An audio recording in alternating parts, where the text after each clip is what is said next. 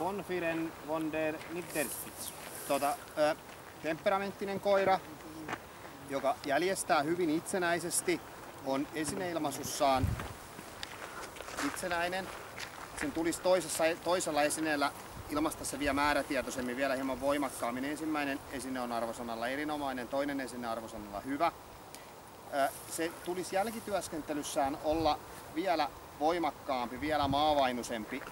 Se on itsenäinen, se on riittävän varma jäljen päällä, mutta saadakseen korkeamman arvosanan, niin sen tulisi olla voimakkaampi ja maavainusempi siinä jäljen päällä. Lähtö ja ensimmäinen suora on kokonaisarvosanalla erittäin hyvä. Suoratyöskentely matalaa erittäin hyvä. Se tulisi olla voimakkaampi.